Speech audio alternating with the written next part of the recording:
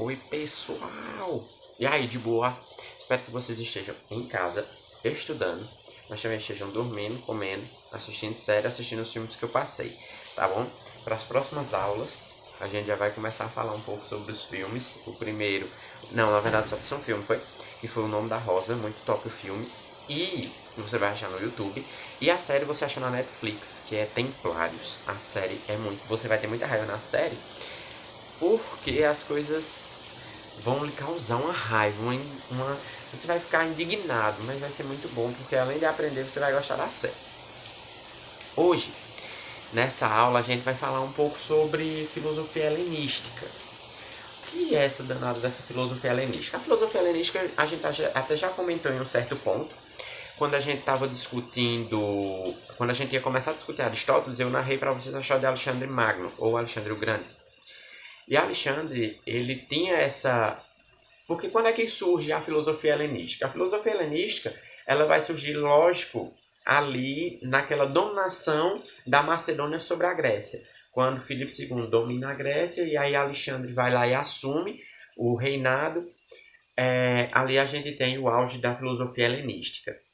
A filosofia helenística ele não fica só na Macedônia, não só na Grécia, porque Alexandre, por onde Alexandre andou, Alexandre praticou muito a filosofia helenística, e Alexandre era um ser muito sábio. Ele era uma pessoa muito sábia, ele era uma pessoa muito inteligente. Alexandre, ele fundou mais de 40 bibliotecas, tá ligado? Fundou cidades. Alexandria, lá no Egito. Então, muita coisa. Alexandre fundou muita cidade e fez muito aplicou muito bem essa ideia de filosofia helenística. Que o que é a filosofia helenística? A filosofia helenística ela vai desvirtuar um pouco do que os socráticos falavam, certo? Então a gente vai fazer outra pausa para uma filosofia. A gente tem uma filosofia pré-socrática, onde o objetivo é a origem do universo. Depois a gente tem uma filosofia socrática, onde o objetivo é o homem político-social, é o homem ali cosmopolita, é o homem inteligente, é o homem que sabe usar a cabeça, é o homem que pensa, que discute política, o homem que sabe viver a sociedade. Já essa filosofia helenística, ela vai nos trazer algo bem diferente. Não tão diferente, mas ela vai dizer assim: para de se estressar e vai ser feliz. O objetivo aqui é você ser feliz. Procure, veja o que é que te faz bem, o que é que te faz feliz e vai atrás. Certo? Então esse vai ser o objetivo da filosofia helenística. Exclusivamente esse. Vai atrás do que te faz feliz.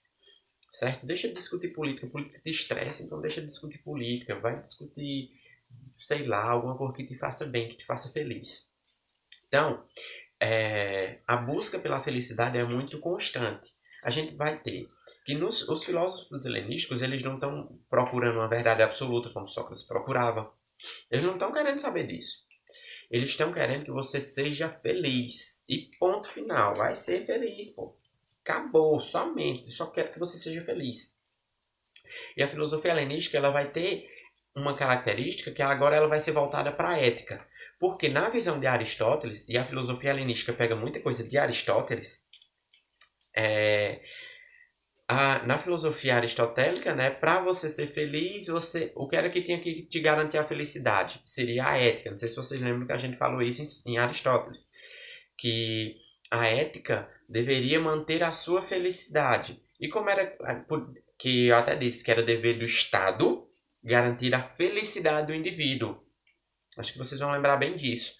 E aí, dentro dessa visão, a ética como causar felicidade, então por isso que agora o foco vai ser para a ética. E essa ética que vai te fazer feliz, certo? Uma ética que vai te causar felicidade, que vai te causar bom ânimo. Então, a palavrinha-chave que a gente vai ter para discutir esse período chamado filosofia helenística é uma palavrinha é uma palavrinha que recebe o nome de ataraxia. O que é a ataraxia? A ataraxia tem um significado de tranquilidade, paz de espírito. Então, a gente tem que viver na paz de espírito. A gente não pode se estressar, a gente não vai brigar, a gente vai procurar tranquilidade, paz, refletir, pensar, meditar, mas a gente não vai se estressar. Então, o objetivo aqui é vibe, vamos ver na vibe, e tal, aí, tranquilo, sem se estressar, cabeça no lugar, certo? Esse é o grande objetivo. Dentro desses objetivos, a gente vai ver que dentro das escolas helenísticas, a gente tem várias formas de você buscar felicidade.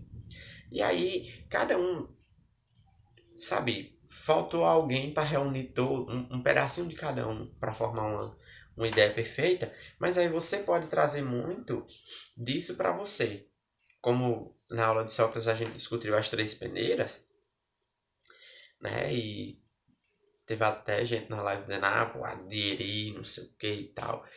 Realmente, se a gente for pegar assim, muitos ensinamentos do que tem na filosofia antiga, a gente consegue até ser pessoas melhores, né? Então, voltando, né? A gente tem as principais escolas, a gente tem 4 principais escolas que são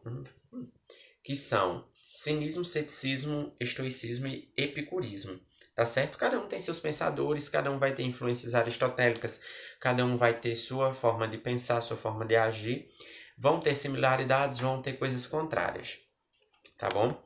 Então, a gente precisa saber diferenciar e caracterizar cada uma.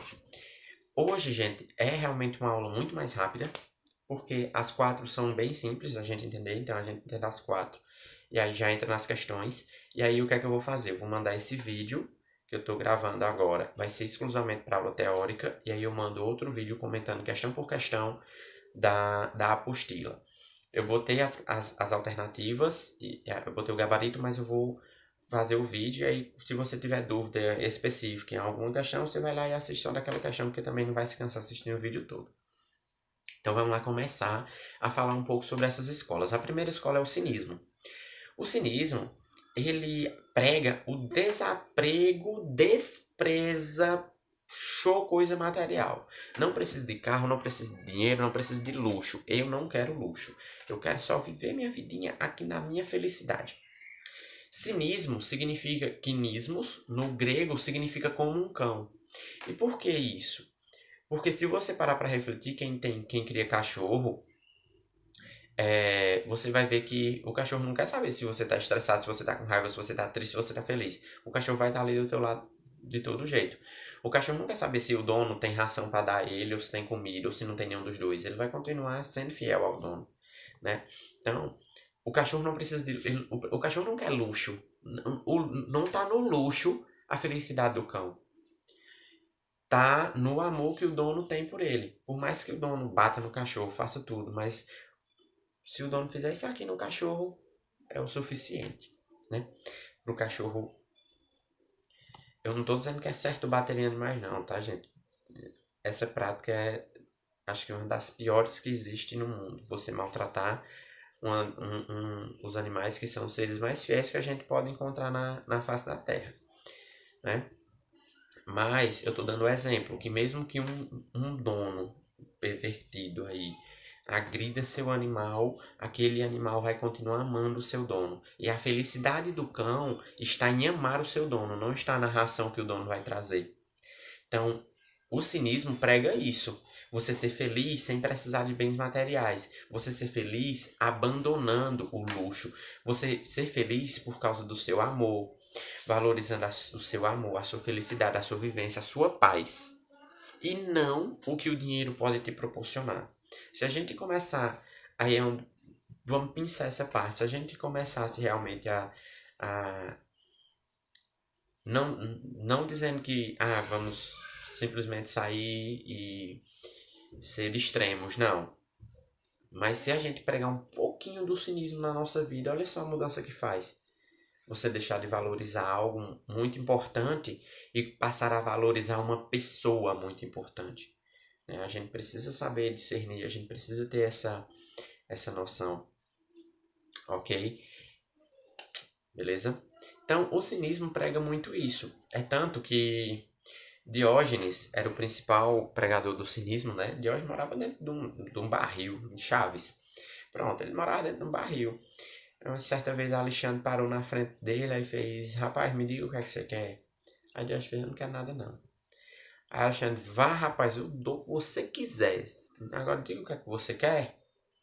Aí Diógenes disse, eu quero que você saia da frente, porque você está atrapalhando o meu sol.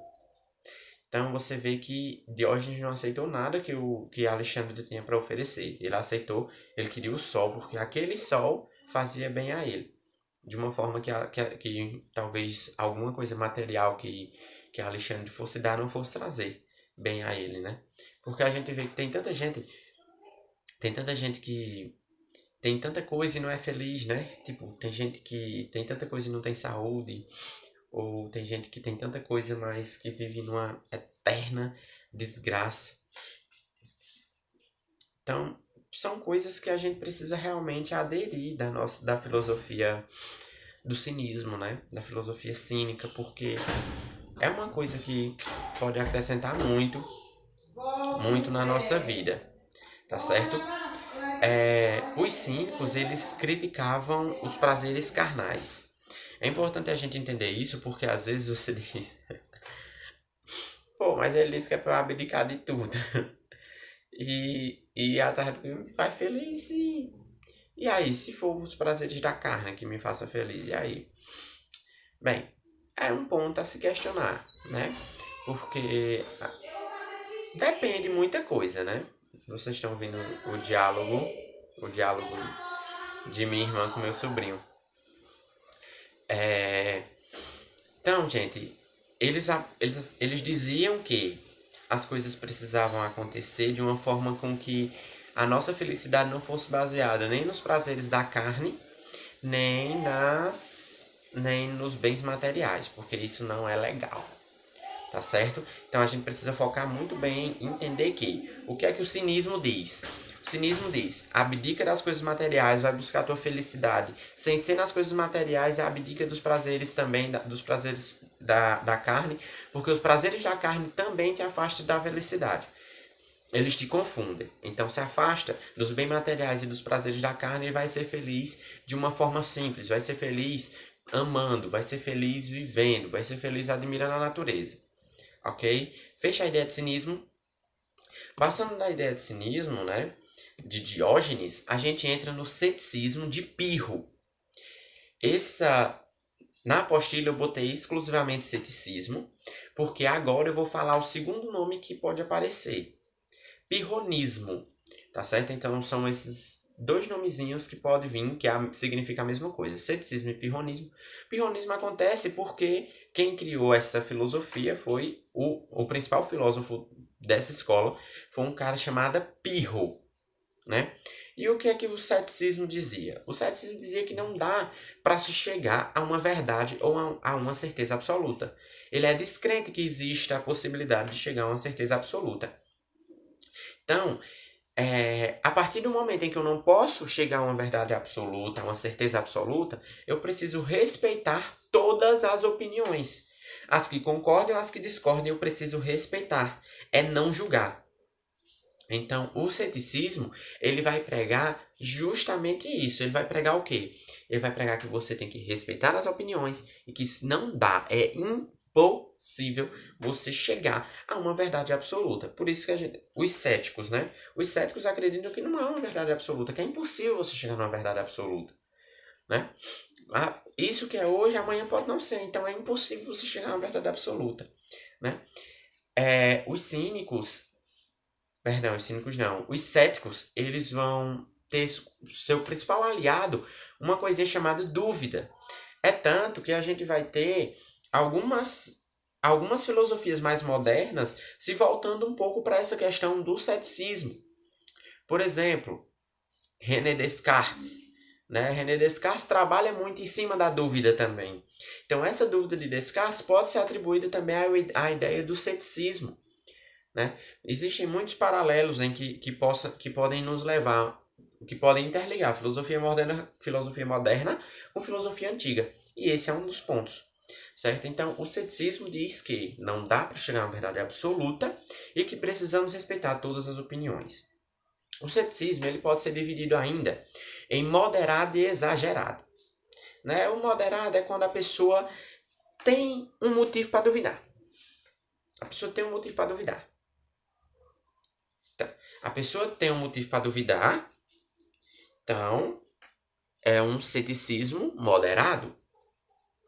Por quê? Porque você tem reais motivos para duvidar. Para duvidar. Então você tem o real motivo para duvidar. Ceticismo moderado. E esse ceticismo moderado pode te levar a algum conhecimento. Né? Quando você duvida, por exemplo, quando o homem duvidou de onde vinha a chuva, por exemplo, como é que acontecia a chuva, ou então quando duvidou o que é aquilo lá no céu que brilha durante a noite, que era as estrelas, a lua, os planetas e tal. Então, tudo isso a gente precisa colocar, a gente precisa ponderar, né? Acho que Aristóteles estava muito certo quando disse que a vida é um justo meio, né? A gente precisa viver ali no justo meio, a gente vai já falar do justo meio dentro de outra filosofia dessas também. Mas para o ceticismo, a gente precisa entender que o ceticismo moderado é aquele que você tem uma razão para duvidar. Você tem uma razão para duvidar, por exemplo, as pessoas antigas tinham uma razão para duvidar que não chovia porque os deuses queriam. Mas tinha um motivo para duvidar. Talvez elas não acreditassem nos deuses, então é um motivo para duvidar. Né? E a partir daí foi se estudando cada vez mais. Bem, então, a gente precisa compreender muito isso. Outra coisa que a gente precisa dizer que a gente precisa entender dentro dessa filosofia, ainda da filosofia moderada, é que ela vai nos levar a um conhecimento. No momento em que eu tenho um motivo para duvidar, eu duvido, pesquiso e acho uma resposta. E isso vai me levar a um conhecimento, certo? Quando eu vou falar do ceticismo exagerado, eu vou debater com vocês uma questão de uma dúvida desnecessária, quando você não tem motivo para duvidar. Quando você não tem motivo para duvidar, tipo, você tá lá na prova do Enem, chega, você olha para uma questão de filosofia, aí você vai, uma filosofia, sei lá, do pré-socráticos, aí você anula a letra A, anula a letra B, anula a letra D, anula a letra E, de certeza. Você não tem motivos para duvidar que é a letra C a correta. Você não tem motivo para duvidar que a letra C é a correta. Então você marca a letra C com confiança. Vocês estão estudando é para ter confiança na hora da prova. Chegar, marcar, arrasar, passar e comemorar com a gente no final do ano. No início do ano que vem, né? No caso. Certo? Então, é para isso que a gente precisa compreender. A gente precisa entender que eu preciso ter uma confiança, eu não preciso duvidar. Quando eu duvido sem motivos, e é uma das questões do ceticismo exagerado. Quando você duvida, quando você tem uma dúvida desnecessária, quando você duvida de maneira excessiva, você acaba errando. Por quê? Porque você vai olhar, você anulou a letra A, a letra B, a letra D, a letra E. Ficou com a letra C de certeza. Mas se você ficou com uma dúvidazinha na sua cabeça, se você está duvidando ali, você pode errar aquela questão. Por insegurança, porque você duvidou demais, você teve uma dúvida exagerada. Então a gente precisa saber controlar essa dúvida. A gente precisa ter um ceticismo moderado. Então, é tanto que o ceticismo exagerado te leva a um desprazer, que é o erro. Te leva a um desprazer, porque você começa a pensar demais, e aí se estressa, se agonia, fica doido, perde tempo para fazer outras questões. Então, o ceticismo exagerado, ele não faz bem. É tanto que é uma das pautas discutidas dentro do ceticismo por Pirro. Porque o ceticismo moderado, ele te faz bem porque ele vai te levar a um conhecimento e você tem uma razão para duvidar. O ceticismo exagerado, você não tem razão para duvidar. Você simplesmente vai lá e duvida. E aí vai quebrar a cara, não porque você não saiba, mas porque você duvidou demais. Você duvidou inclusive da sua capacidade. Então não duvide da capacidade de vocês. Vocês estão estudando pra caramba, vocês estão assistindo às aulas, vocês estão estudando para chegar na hora do Enem e ter certeza naquilo que vai marcar, certo? Então confiem em vocês, acreditem naquilo que vocês estudaram. Primeiramente Deus na frente, guiando, e depois acreditem naquilo que vocês estudaram, naquilo que vocês fizeram ao longo do ano, certo? Não vão deixar o Enem levar essa de vocês, tá certo? Dentro do ceticismo, a gente tem duas palavras de destaque. Uma, eu vou ler a palavra, tá bom? Porque, para não errar. Acatalepsia. Acatalepsia. Acatalepsia e epoché. A catalepsia parece doença, né? E epoché parece, sei lá, algum ritual. Massa, né? Bem, a catalepsia se trata do primeiro tema que a gente debateu dentro do ceticismo, que era impossibilidade de chegar a uma verdade absoluta. Não é possível. E Epoché diz que não precisa ter julgamento, você não pode julgar. Você vai aceitar todas as opiniões, certo? Que foram. Então, o ceticismo no geral, ele vai ser baseado nessa filosofia. Que filosofia? Primeira é aquela que é impossível você chegar a uma verdade absoluta. E a segunda é que eu não vou ter capacidade de julgar ninguém. Eu não tenho a capacidade de julgar ninguém. Eu tenho que suspender o julgamento. Tenho que parar de julgar. Não é um lado certo e um errado. Há um ponto de vista, né? Lembra daquele que... Tem uma imagem que é tipo... Tem um 6 e um 9, né? Aí tem uma pessoa desse lado que vê um 9 e tem uma pessoa desse lado que vê um 6. E aí eles ficam, um 6 é um 9 e aí ficam discutindo. A não ser que seja sobre Bolsonaro não saber governar, então qualquer outra coisa, além dessa, que é uma verdade absoluta, qualquer outra coisa a gente tem que duvidar, segundo o ceticismo, tá certo? Então, o ceticismo é baseado nessas duas verdades. Então, recapitulando, o cinismo, desprazer das coisas sexuais, das coisas carnais. Você não pode ter apego aos prazeres carnais nem às coisas materiais, certo? Você tem que viver só ali com a natureza, só ali com o amor, com a felicidade e tal. E o ceticismo diz que é impossível você chegar a uma verdade absoluta e que você não pode fazer julgamento, certo? E aí você vem para ceticismo exagerado, ceticismo moderado. Ceticismo moderado é aquele que vai te levar a um conhecimento, que foi o que Descartes usou.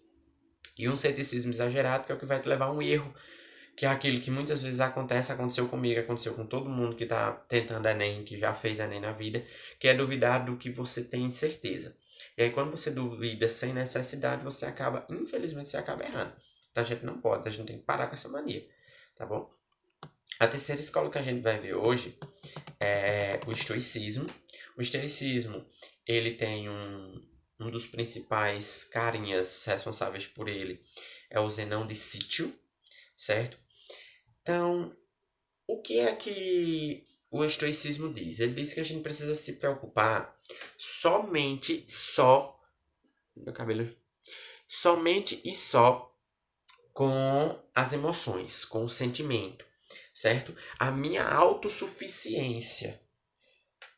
Então, a gente precisa compreender que dentre várias formas de viver, a gente precisa viver voltado para os nossos sentimentos, que é aquilo que eu posso modificar. Às vezes você pode não saber controlar bem as suas emoções, mas você tem um controle sobre elas, né? Você não passa uma vida toda sofrendo pela mesma pessoa, né? Vai variando. Você sofre hoje por uma, depois por outra, depois por outra. Então vai tudo variando. Você tem um certo controle sobre essas emoções. Você consegue controlar elas de certa forma. Não é algo tipo, pá, controlei, mas você consegue sim ter um controle sobre seus sentimentos, sobre suas emoções, né? Então ele praticamente defende isso. Zenão, ele praticamente diz assim que você não pode ir pros prazeres. Prazeres da carne não, e sim para a parte sentimental, né? Então você tem Zenão, ele arranca, né? Ele destaca, divide o que é uma coisa sentimental e o que é um prazer carnal. Então isso é separado e você tem que viver de acordo com o sentimento, sobre as emoções. Então, e aí é uma questão até que pode ser uma dúvida, certo? Que o que é que acontece? Ele fala, Zenão, ele defende que você tem que ir em busca da felicidade, do sentimento, das emoções, do prazer. Só que quando ele fala prazer, não é um prazer carnal, é um prazer da alma.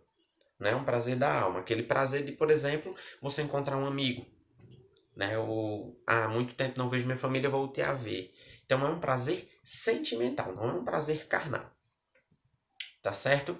Então, ele destaca que o homem precisa aprender a controlar suas emoções, seus sentimentos. Por exemplo, por mais que você chegou na festa, viu o boy, ou, ou a menina beijando outra pessoa, você não vai surtada na cara de todo mundo, por mais que essa seja a sua vontade na hora. Você precisa aprender a controlar e xingar somente a pessoa que fez isso com você. Ou então, bancar de durona e fingir que nada aconteceu. E quando a pessoa for falar no outro dia perguntando se está tudo bem, você responder: está tudo ótimo, estou bem, né? E por dentro tá na fossa. Mas isso é um detalhe da vida. Então a gente precisa aprender a controlar nossas emoções. A gente, quando tem raiva, a gente não vai sair batendo em todo mundo, né? Tipo, só porque eu tenho raiva do Bolsonaro, eu não sou obrigado a matar ele, por mais que a vontade seja tão grande que eu esteja querendo matar ele agora. Mas eu não posso fazer isso, né? Então eu preciso aprender a controlar as minhas emoções, né? Porque senão, se a gente não controla nossas emoções, a gente corre o risco de ser injusto com algumas pessoas, né?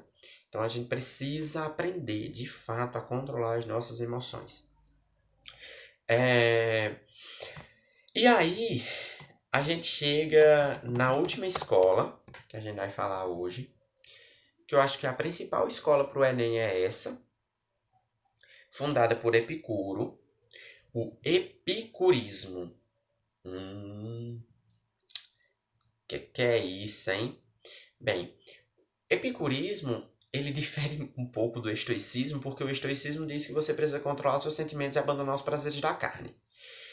O epicurismo diz que não, é o prazer.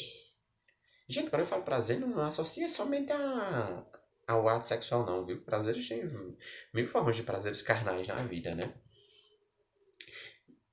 É tanto que na filosofia do Epicuro, ele vai destacar que o prazer substitui o bem e a dor substitui o mal. Então, você precisa ter prazer para se sentir bem. Só que aí entra a grande. Lembra que eu falei que tinha uma escola dessas que tem uma influência do justo meio? É essa.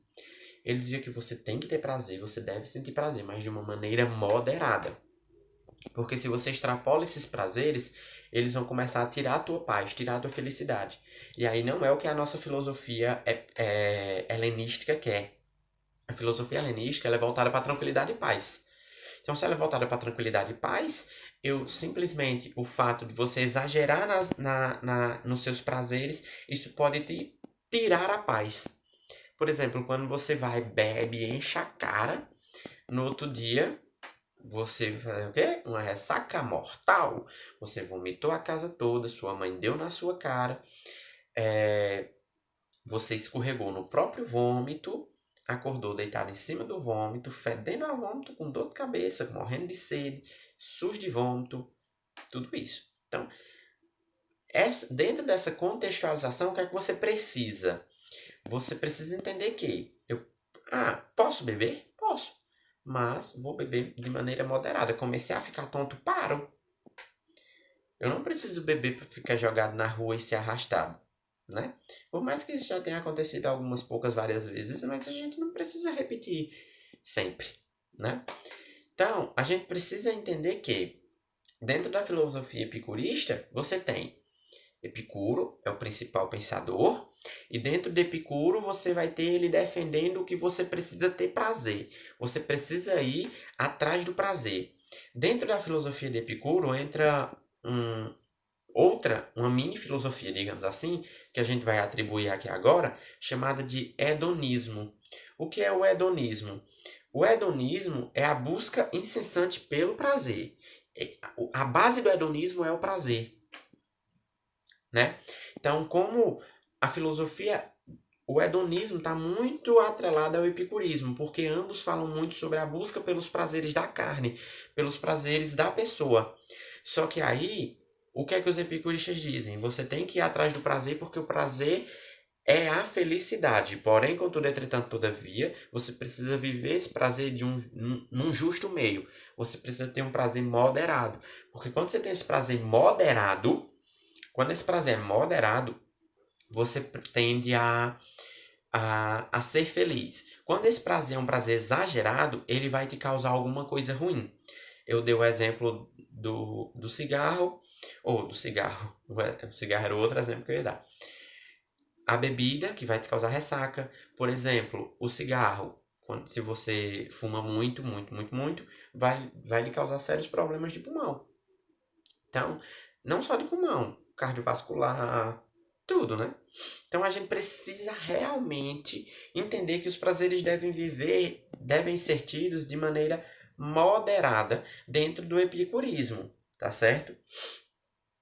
Então, vamos tentar recapitular tudo, fazer aquele resumão, né? O resumo é: filosofia helenística acontece num período histórico onde a Macedônia domina a Grécia. Tá ali Filipe II e Alexandre Magno. A busca pela felicidade é o foco da filosofia helenística, a busca pelo prazer, a busca pela paz e tranquilidade, vivendo a ataraxia. Dentro desse contexto, a gente tem 4 escolas, que é o cinismo, o ceticismo, o estoicismo e o epicurismo. A base do cinismo é o desapego pelas coisas materiais e pelos prazeres da carne, viver uma vida simples, baseada na natureza, no amor, na felicidade. Depois a gente vem para o ceticismo, que as principais bases da filosofia cética são é, é impossível chegar ao prazer, né, que é a catalepsia. É impossível você chegar ao prazer. E o ao prazer não, perdão. É impossível você chegar a uma verdade absoluta, né? E aí o epoché, que significa o quê? O epoché traz a ideia de que você não pode julgar. Você não pode julgar pensamentos diferentes dos seus, a não ser que seja de Bolsonaro. Você precisa respeitar todas as opiniões, certo? Então você precisa frisar bem isso, que você vai ter dentro desse conceito, dentro desse contexto. Você vai pegar essas duas opiniões e respeitá-las, certo? Então, a catalepsia e epoché. Beleza? Aí a gente vem com o estoicismo, onde o estoicismo você tem que abandonar os prazeres, porque os prazeres vão te causar mal, e você vai ter que ser voltado para os seus sentimentos. Você precisa dominar os seus sentimentos. Você precisa ser capaz de dominar os seus sentimentos e suas emoções. E epicurismo, que junto com o hedonismo, diz a base dessa filosofia é o prazer. Você precisa sentir prazer, você precisa buscar o prazer, mas é um prazer de uma maneira moderada. Tá certo? Gente, essa é a filosofia helenística, tá ok? Assistam a aula toda, vão fazendo as pausas, vão fazendo as anotações de vocês, vão anotando as dúvidas, mandando para os monitores ou para mim. Vou deixar meu WhatsApp de novo para quem não lembra. Meu WhatsApp é 87, o DDD, aí 988332402. Parecia Bom Dia e Companhia, né? Meu Instagram é luizmourab_. Podem falar lá também. Ou falem com os monitores de vocês, mas qualquer coisa, qualquer dúvida, pode falar comigo. Pelo Instagram ou pelo WhatsApp, eu mando o e-mail também, eduardomourabarbosa@yahoo.com. Manda lá o e-mail, mandem questões, tirem suas dúvidas, fiquem à vontade, tá bom? O vídeo das questões eu vou mandar separado desse, esse já tá ficando um pouco longo. Então eu vou mandar os vídeos separados, tá bom? E cheiro no coração, fiquem em casa, tá certo? Beijinho no coração de vocês, estudem, durmam, assistam séries, comam, tomem banho, é importante, tá bom? Beijo.